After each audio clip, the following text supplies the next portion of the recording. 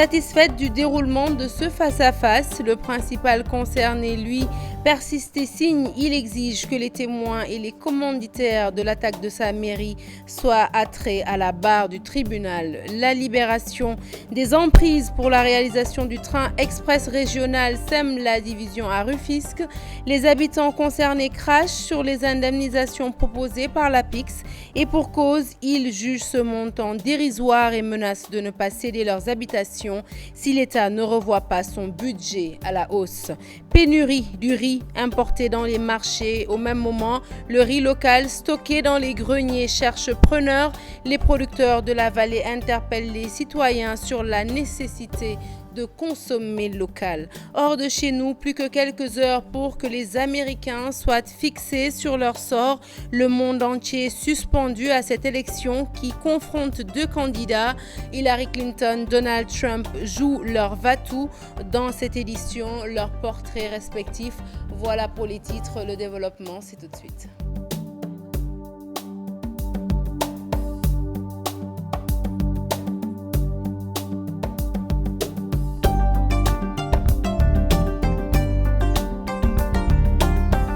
Bonsoir à toutes et à tous. Un journal que nous ouvrons tout de suite avec ce regain de tension au sein de l'APR. Les jeunes s'illustrent dans une bagarre avec plusieurs blessés comme bilan. À l'origine, la question de la succession de Thérèse Faye à la tête de la COJER. L'APR va-t-elle sortir indemne de ces scènes de violence dues en partie à un manque de structuration? Le récit est signé Hadi Attala.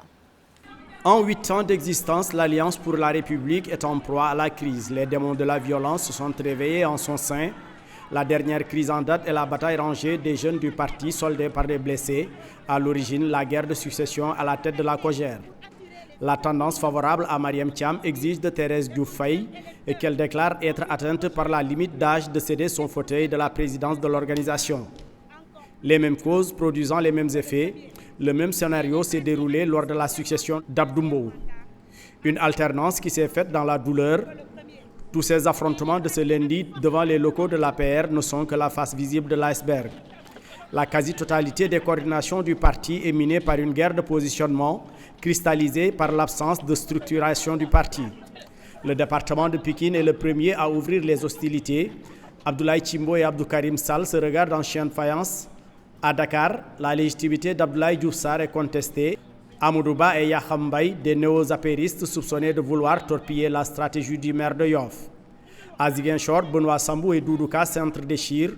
À Thiès, le désamour entre Thierno Alassane Sall, Augustin Tine et Sirédia est un secret de polichinelle.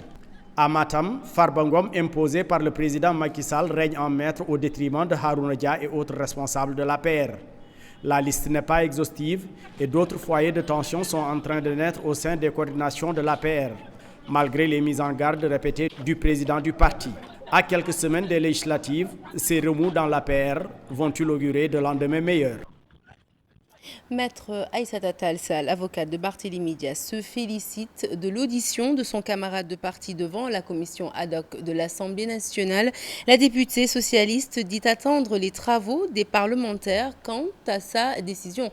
La décision à prendre, l'avocate renvoie à la date du 11 novembre prochain. Nous l'écoutons au micro de Maïmouna Ndiaye et Léa Niafouna. Barthélémy avait écrit depuis 2014, au mois de mai, si j'ai bonne mémoire, pour demander que son immunité soit levée. Mais vous connaissez la procédure. Il appartient au maître des poursuites, qu'est le procureur de la République, de solliciter la levée de l'immunité parlementaire. Donc cette lettre ne fait que confirmer la bonne foi et la volonté de Barthélémy Dias de faire face à ses juges et de démontrer qu'il n'est pas coupable dans cette affaire. Maintenant, il revient à l'Assemblée, comme je l'ai dit, de faire son travail conformément à la loi, en respect avec les principes constitutionnels, mais devant sa seule conscience. Il l'a confirmé devant la commission, mais vous savez, ça, c'est des éléments judiciaires. Et nous ferons le nécessaire par la procédure qui est prévue selon la loi pour que les commanditaires et tous les témoins, et j'insiste sur les témoins, comparaissent à la barre. L'Assemblée est dans son rôle d'écouter un de ses collègues contre qui une demande de main levée d'immunité parlementaire est faite. Et puis voilà, nous avons été à la séance. Barthélémy aurait pu ne pas venir. Il a accepté de comparaître par respect pour ses honorables collègues. Par respect pour la Constitution du Sénégal, par respect pour la République. Il a fait ce qu'il a à faire, à eux de faire ce qu'ils ont à faire. Et puis toujours à propos de cette affaire, personne ne me fera retourner ma veste ni me renier. C'est là la déclaration de Barthélémy Dias devant la commission ad hoc de l'Assemblée nationale. Le député socialiste persiste et signe. Il demande à ce que les complices, les témoins cités dans cette affaire, ainsi que ceux qu'il considère comme étant les commanditaires de l'attaque de sa mairie, soient attraits à la barre du tribunal. Voilà donc en substance plutôt ce que le député a dit ce matin. A noter que l'audition s'est passée à huis clos. Les journalistes venus assister n'ont reçu qu'une copie de la déclaration du maire de Mermoz-Sacré-Cœur que vous voyez sur ces images. Direction Rufisque à présent, les personnes affectées par le projet du train express régional crachent sur les indemnisations proposées par l'APIX. Elles jugent les montants dérisoires et promettent de ne pas céder leurs biens si toutefois l'État ne revoit pas ce budget à la hausse. En marge de leur assemblée générale, Thierno Ndiaye, porte-parole, s'est exprimé au micro d'Ousseynou Thiam et Bira Diagne. Donc le collectif s'est rassemblé aujourd'hui pour fustiger la proposition du représentant de l'APIX en présence du préfet qui nous avait convoqué le vendredi en urgence et puis incognito pour pouvoir nous balancer les propositions qui ont été faites par l'APIX. Ces propositions sont des propositions misérables. Ils veulent nous transformer en des campagnards ou en des broussards. Quand ils nous disent que le mètre carré à 27 000, le bail à 18 000 et pour ceux qui sont sur des terrains de permis d'occuper, 10 000 francs. Mais ça, c'est anormal. Avec cet argent-là, on ne peut même pas avoir un terrain de 100 mètres carrés. On indemnise une école en laissant la population arabe.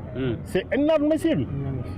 Donc le collectif est là pour dénoncer cette proposition-là qui a été faite. Jusqu'où vous allez dans ce...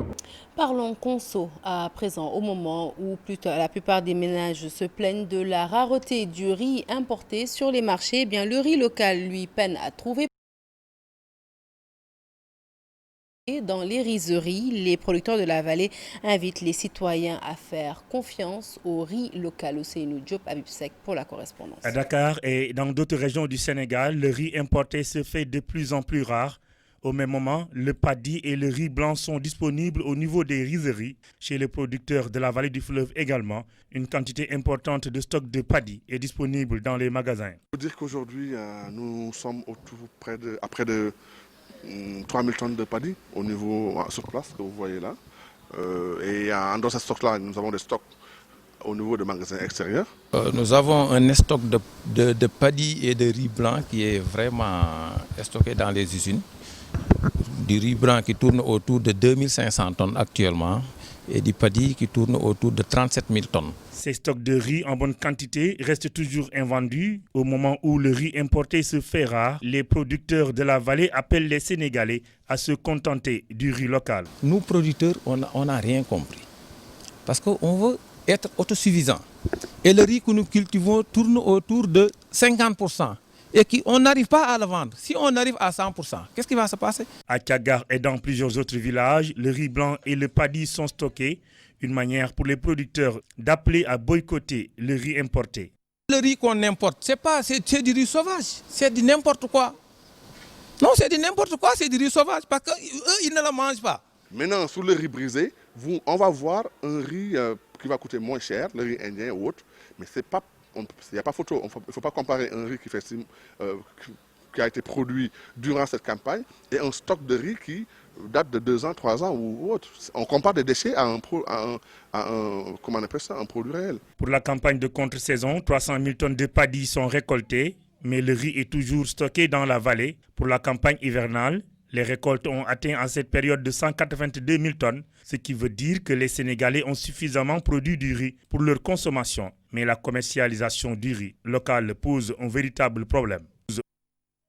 Et de l'agriculture, nous passons à la pêche pour vous dire que la commission sous-régionale des pêches à travers son département suivi, contrôle et surveillance vient de livrer les résultats d'une campagne de surveillance menée dans la sous-région. Alors les pays concernés sont le Sénégal, la Gambie, la Guinée et la Guinée-Bissau. L'opération a mobilisé des moyens financiers importants, 180 000 euros, soit quelques 118 millions de francs CFA octroyés par le PNUD, mais aussi la Banque mondiale. L'objectif est de lutter contre la pêche illégale dans les eaux de la sous-région.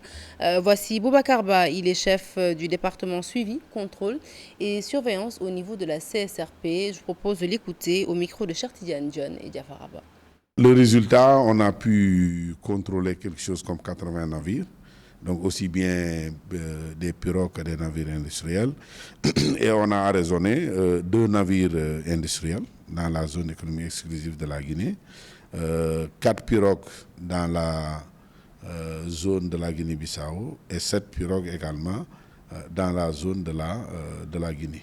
C'est des pirogues de la Guinée qui sont autorisées à pêcher, mais qui malheureusement sont parties en mer sans disposer par devers eux les documents, donc la licence de pêche. Donc ils avaient des photocopies, étaient arraisonnés.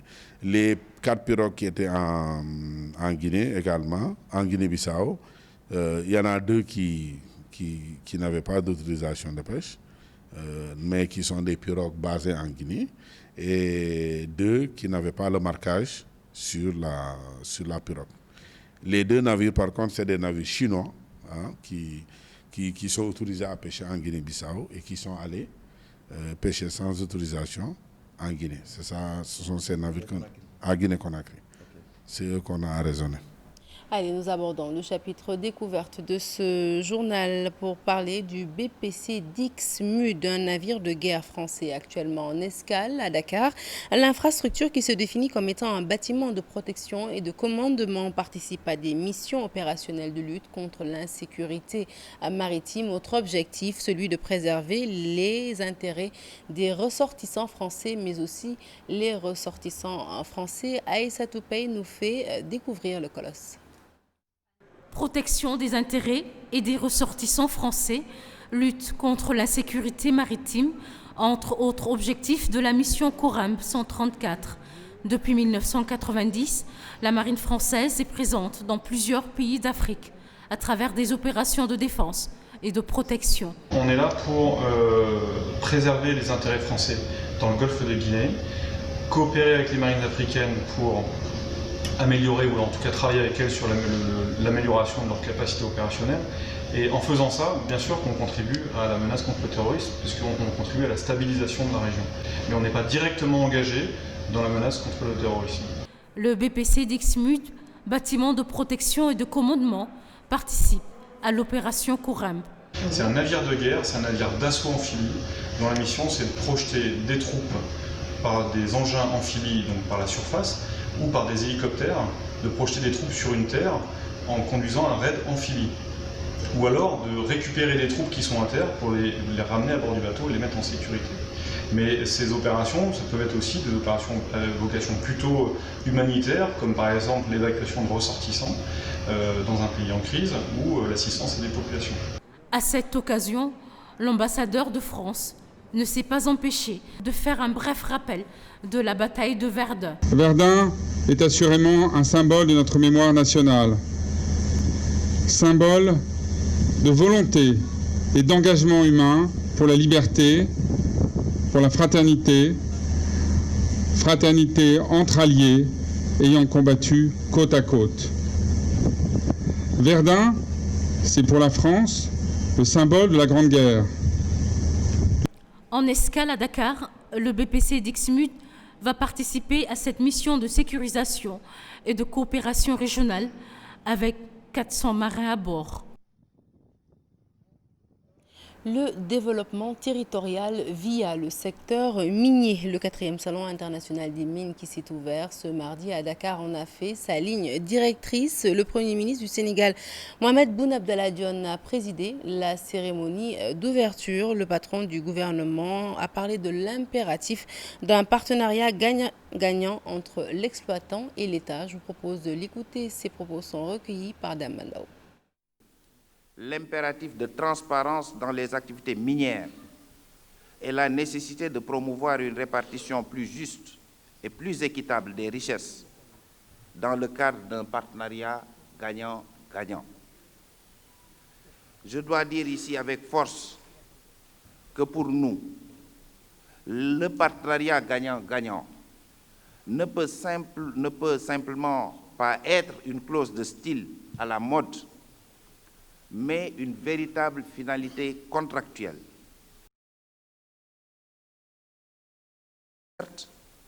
Mais aussi celui des populations et de l'État.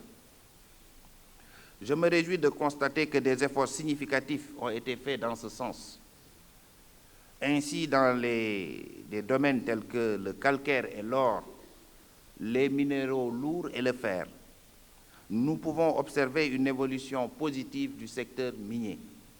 En effet, le secteur doit avoir encore plus d'impact sur le développement humain. Cela pose toute l'actualité du thème de ce salon. En effet, il est en parfaite adéquation avec la territorialisation des politiques publiques à laquelle le président de la République attache la plus haute importance. Culture à présent dans ce journal pour parler de la commémoration du 50e du Festival mondial des Arts Nègres. La communauté africaine de culture section Sénégal a procédé au lancement d'un colloque avec pour thème mémoire et actualité. La cérémonie s'est faite sous la présidence du président de la République, le chef de l'État Macky Sall, qui a annoncé des distinctions à venir pour les artistes sénégalais. Une cérémonie riche en symboles pour Alpha Amadouci, président du CACSEN. Je vous propose de l'écouter dans ce reportage signé Cheikh Hassan Afal et Thierno Laurent Mendy.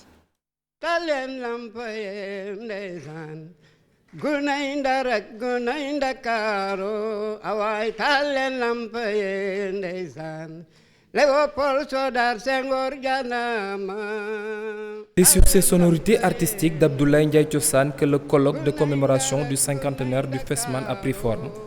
Une célébration remplie de symboles pour le président de la communauté africaine de culture section Sénégal. L'une des plus grandes satisfactions de la CACSEN aura été, mesdames, messieurs, la forte attention dont nous avons été l'objet de votre part, monsieur le président de la République. En honorant de votre présence si solennelle, cette séance d'ouverture, vous nous encouragez non seulement à bien dérouler notre projet commémoratif, mais aussi à développer d'autres initiatives d'envergure dans le domaine des arts et de la culture. Cérémonie choisie par le président de la République pour annoncer une distinction prochaine de certains artistes sénégalais. J'ai décidé très prochainement de leur décerner des décorations dans l'Ordre national du Lion en reconnaissance de leur œuvre, de leur talent et de leur contribution pour la culture de notre pays. Sur ces mots, le chef de l'État se mue en poète pour se rappeler de Birago Diop et de son poème Souffle, comme pour dire que 50 ans après le premier festival mondial des arts nègres, les souvenirs demeurent, l'esprit brillant des hommes d'art et de lettres rayonne à jamais. Écoute plus souvent les choses que les êtres. La voix du feu s'entend, entend la voix de l'eau. Écoute dans le vent le buisson en sanglots, c'est le souffle des ancêtres. Ceux qui sont morts ne sont jamais partis. Et toujours en culture, nous proposons cette fois-ci ce voyage en pays sérère, titre d'un nouvel ouvrage produit par des universitaires et des praticiens de la tradition orale. La fondation Léopold Sédar Senghor a abrité la cérémonie de dédicace. L'étude scientifique pluridisciplinaire qui a abouti à sa publication met en relief sans conteste le patrimoine du Sine Saloum. Mame Biram Diouf et Diafaraba pour le compte-rendu. C'est à la source, un pays sérère, qu'il tire sa force et sa richesse. L'ouvrage de plus de 300 pages est un condensé de ce que ce terroir possède comme patrimoine depuis les temps anciens. C'est un ouvrage très diversifié. On en a fait la synthèse, mais il vous permet de voyager sous différents angles à travers les pays sérères.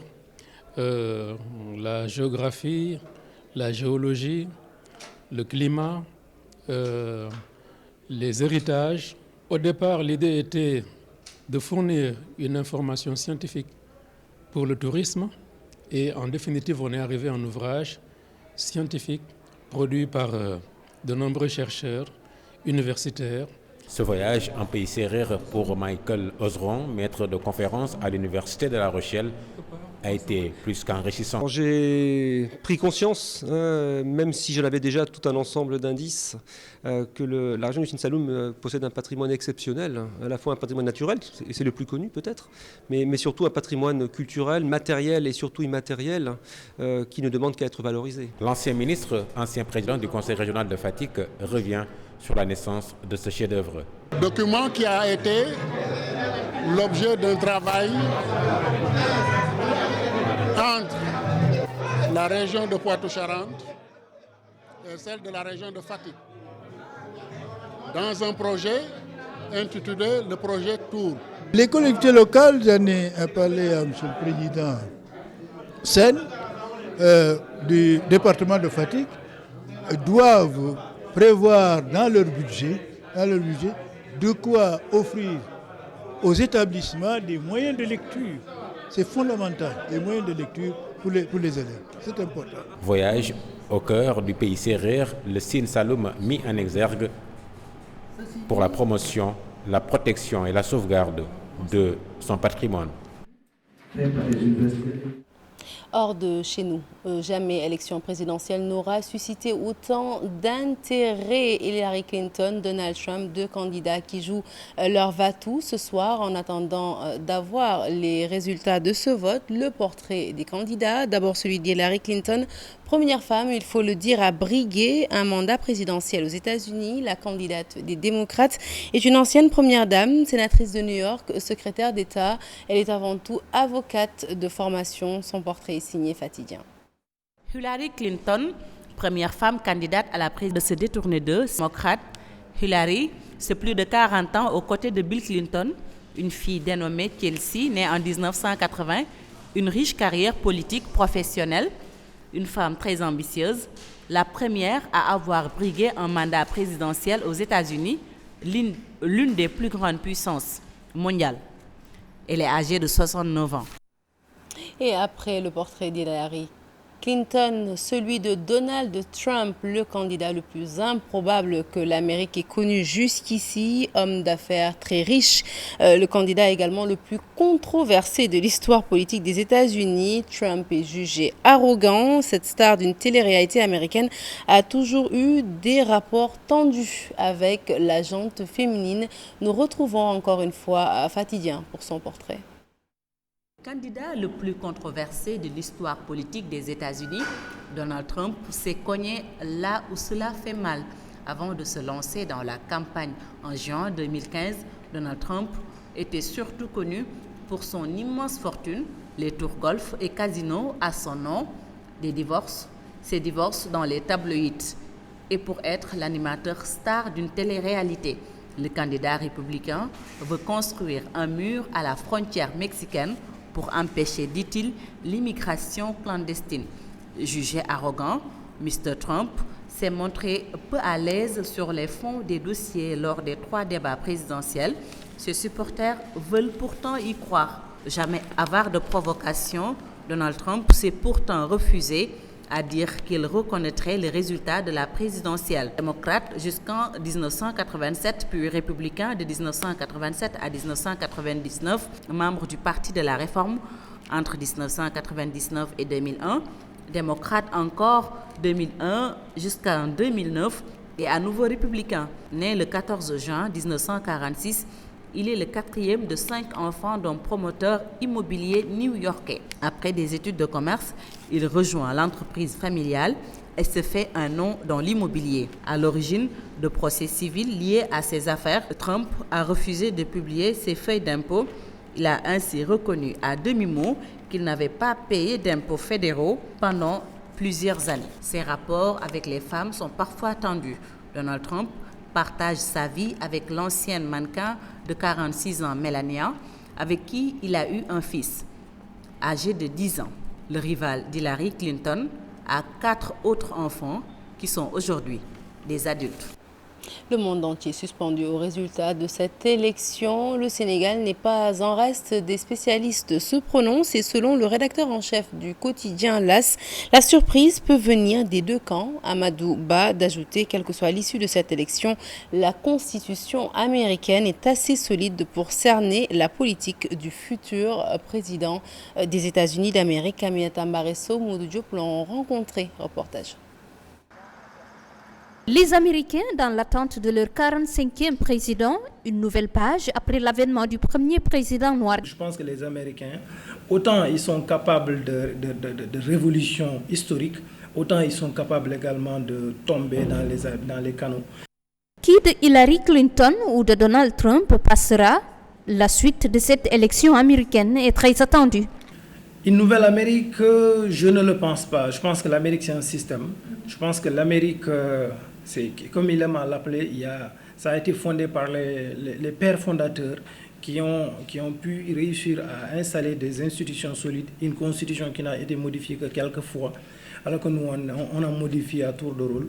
Donc, les institutions américaines, moi j'insiste là-dessus, sont tellement fortes que même quelqu'un qui n'est pas si brillant pourrait bien diriger le pays sans qu'il y ait des problèmes.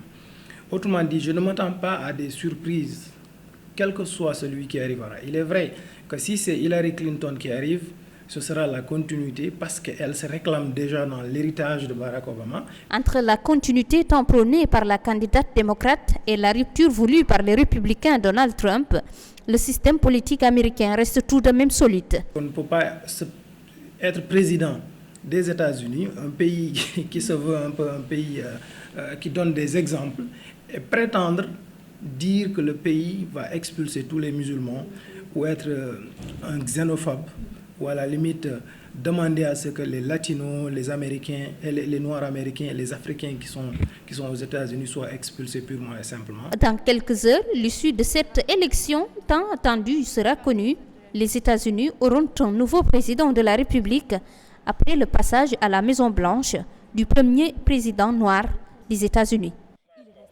Les États-Unis d'Amérique, un pays qui a toujours été considéré par la jeunesse africaine en général comme l'Eldorado, une terre convoitée pour réaliser ses rêves. Mais attention, n'allez pas très vite en besogne. Le pays de Barack Obama a ses spécificités que Souleymane Touré tente de décrypter via ce reportage. Nous l'écoutons.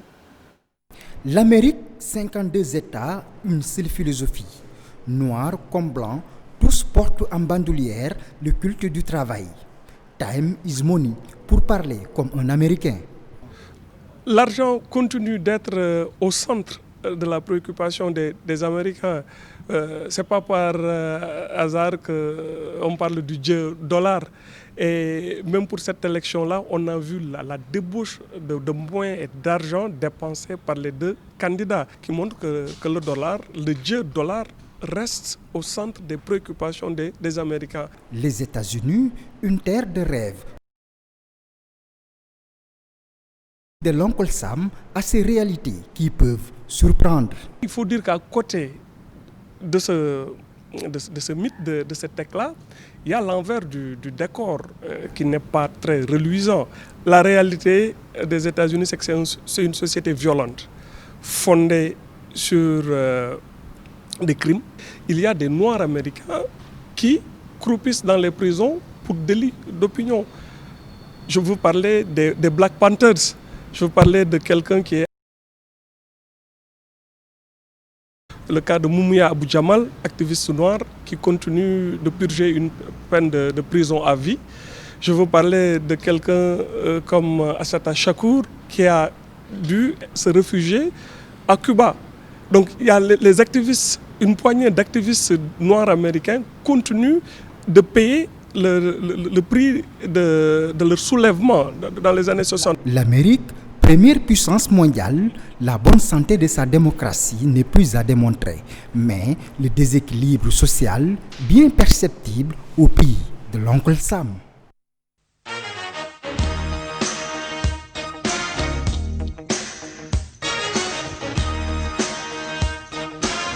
La page des sports à présent et ça démarre tout de suite avec du football pour parler de l'équipe nationale du Sénégal qui a rejoint Polokwane, lieu de la rencontre Afrique du Sud-Sénégal, match comptant pour les éliminatoires de la Coupe du Monde de 2018. La tanière affiche complet, tous les joueurs sont sur place. Cette rencontre entre les deux favoris du groupe D est une partie à ne pas perdre selon le capitaine des Lions, Cheikhou Kouyaté. Il espère ramener des points d'Afrique du Sud. Ses propos sont recueillis par la cellule de communication de la Fédération sénégalaise de foot. Nous l'écoutons. Un match important. Pour nous, ce sera une finale.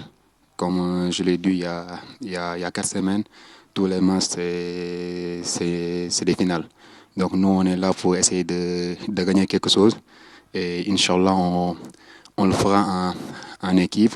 Et on n'est pas venu ici pour perdre. Donc on est là pour vraiment essayer de gagner des points.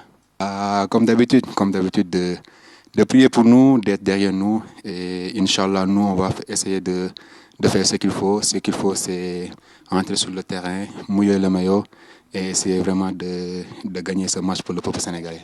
Voilà, la tanière des Lions qui respire la confiance. C'est également la conviction plutôt du milieu du terrain de l'équipe nationale de football, Mohamed Diamé. Toutefois, cela ne va pas les empêcher de bien se préparer pour gagner la dynamique de victoire. Nous l'écoutons lui aussi. À vrai dire, avec les enchaînements de victoires, c'est vrai qu'on a emmagasiné beaucoup de confiance. Mais bon, le coach est là pour nous taper sur les doigts à chaque fois pour qu'on reste humble et puis qu'on continue sur cette dynamique à travailler, qu'on reste serein parce que ça va pas être facile et on sait que dans le football, les choses elles vont très vite. Donc il faut continuer à bosser. Certes, on a fait de belles choses, mais pour l'instant, voilà, on a toujours rien acquis. On est toujours pas qualifié pour cette Coupe du Monde. Donc on va travailler et continuer à bosser. Les choses arriveront naturellement. Et voilà, pour être complet sur cette actualité, sachez que le budget de participation des Lions du football à Cannes 2017 est arrêté. Dans un entretien avec l'agence de presse sénégalaise, le ministre des Sports Matar Ba annonce la somme d'1,8 milliard de francs CFA. Cette enveloppe va servir à la prise en charge de l'équipe dont les joueurs ne doivent avoir à l'esprit que la compétition et la performance. Les 18 joueuses sélectionnées pour défendre les couleurs du Sénégal à la Cannes 2017 de handball sont connues. Elles évoluent toutes en France. Le sélectionneur français Frédéric Bougeant n'a pas jugé opportun d'appeler des joueurs évoluant au Sénégal. La Cannes aura lieu du 28 novembre au 7 décembre prochain. Ce sera à Luanda, capitale de l'Angola. Les Lionnes sont logées dans la poule A en compagnie du pays hôte, l'Angola, la République démocratique du Congo, le Cameroun et la Côte d'Ivoire. Et puis dernier élément de cette page des sports, 800 millions de francs CFA, le montant déboursé pour la réhabilitation du stade Galandou Diouf de Rufisque. Selon le ministre des Sports, il n'y a plus de blocage pour le redémarrage des travaux. Matar Ba, que je vous prie d'écouter au micro d'Ousseynou Thiam et Beradiania. Quand j'ai reçu le collectif, on avait pris des engagements devant l'entrepreneur aussi, qui avait pris aussi d'autres engagements pour faire démarrer le chantier plus tôt que prévu. C'est là parce qu'en réalité, on a trouvé l'AGETIP sur place. Donc nous devons en tout cas mettre 800 millions dans ces travaux-là. Et il n'y a plus de blocage. Le reste, c'est démarrer et mettre sur place ce gazon synthétique et régler définitivement l'éclairage sportif. Je pense que tout ça, c'est à l'honneur des sportifs de Rufisque, c'est à l'honneur aussi des populations de Rufisque. Il y a eu quelques incompréhensions qui ont été dépassées quand on s'est parlé. Nous sommes tous de la famille sportive. Ce qu'ils voulaient, c'est dans l'intérêt du football. Nous sommes aussi investis de cette mission-là, aux côtés du président de la République, qui nous a donné des instructions pour qu'on accompagne les localités qui prennent des initiatives. Et voilà, c'était le mot de la fin. Ce journal est à présent terminé. Merci de l'avoir suivi. Prochain rendez-vous de l'information, le tout en images à 0h. L'info qui continue sur votre site www.igfm.sn. Tout de suite, je passe le témoin à Chérif pour Permanence. Bonsoir Chérif. Bonsoir Sarah et merci beaucoup pour toutes ces informations. Rendez-vous demain, avec les téléspectateurs. Restez avec nous. La suite, c'est l'invité du 20h. On va parler de la grève du SYTJUST avec Antoine Diouf qui reçoit le secrétaire général de ce syndicat.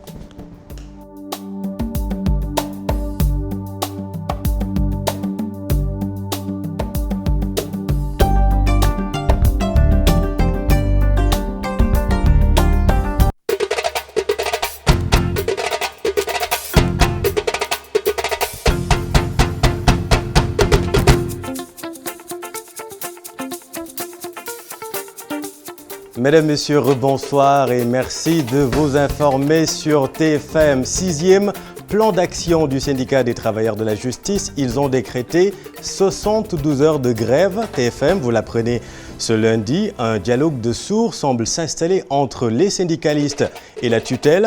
Mais au fond, que veulent ces travailleurs et pourquoi l'État fait le mort? Antoine Diouf, bonsoir. Vous êtes avec le secrétaire général du SYTJUST.